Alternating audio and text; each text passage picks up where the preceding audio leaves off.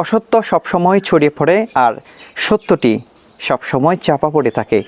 কেন বলছি জানেন? আচ্ছা বলছি, সম্পূর্ণ ভিডিওটি একটু দেখুন, বুঝতে পারবেন আসলে আমি কথাটি কেন বলছি।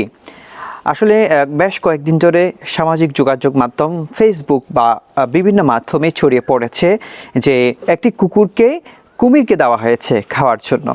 আসলে বিষয়টি দৃষ্টিকটুর, তবে একটু পেছনে গেলে আমরা দেখতে পাই যে আজকে সকালে একটি যমুনা টেলিভিশনে নিউজ দেখেছিলাম তার সত্যতা যাচাই, এবং বেশ কয়েকজনের বক্তব্য আমরা শুনেছি।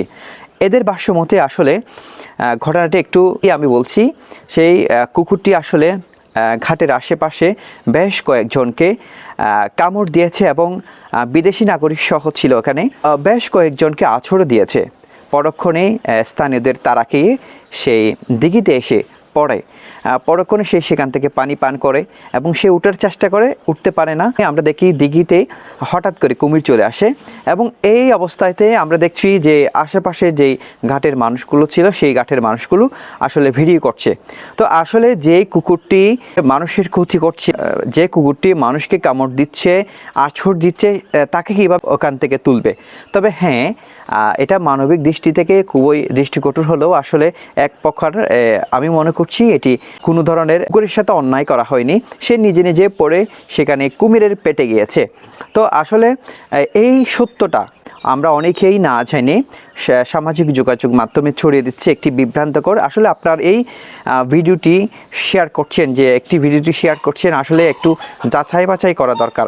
আপনার ভিডিও শেয়ারের কারণে আপনার প্রোফাইলে যে 500 জন বা 5000 জন বা আরও অধিক যেই ফলোয়ার্সগুলো রয়েছে সেইগুলো দেখছে এবং বিভ্রান্ত তারও মনে তৈরি হচ্ছে। আপনার একটি শেয়ারের কারণে যে একটি মানুষ, যে একটি ওখানকার স্থানীয় বাসিন্দারা আসলে বিভিন্ন সময়ে হেনস্থার শিকার হতে পারে, এটি হয়তো বা আপনি বুঝতে পারছেন না। তো আমি আপনাদেরকে অনুরোধ করব যে যারা সোশ্যাল মিডিয়াতে চালান, আমি আপনাদেরকে অনুরোধ করব যে অনেক এআই এখন বর্তমানে এআই ভিডিও আমরা শেয়ার করি, এটি আসলে বিভ্রান্তকর এবং কিছু সত্য না জেনে আসলে শেয়ার করাটাই হচ্ছে এক ধরনের বোকামি। তো আমি অনুরোধ করব আপনাদেরকে প্রকৃত ঘটনা জেনে আপনি ভিডিও শেয়ার করবেন।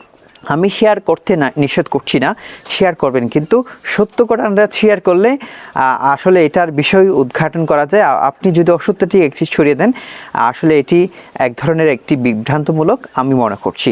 তো আশা করছি আপনারা যারা সোশ্যাল মিডিয়ায় অ্যাক্টিভ আছেন, আপনারা নিজেদেরকে একটু যাচাই বাছাই করে বিভিন্ন ভিডিও শেয়ার করবেন, এটাই প্রত্যাশা করছি। প্রকৃত ঘটনা আমরা আজকে জেনেছি, যমুনা টেলিভিশন এবং প্রথম আলো ওখানে তুলে ধরেছেন। আসলে বিশ্বস্ত কোনো মাধ্যম না হলে কোনো কিছুই বিশ্বাস করা যায় না। তো বর্তমানে এআই ছড়াছড়ি এবং গুজবের ছড়াছড়ির যুগে আপনারা অবশ্যই চোখ কান খোলা রেখে আপনারা সোশ্যাল মিডিয়ায় অ্যাক্টিভ থাকবেন, এবং বিশেষ করে আপনার একটি শেয়ারে বদলে দিতে পারে আগামীর আমাদের সমাজকে। ধন্যবাদ, ভালো থাকবেন, সুস্থ থাকবেন, আল্লাহ হাফেজ।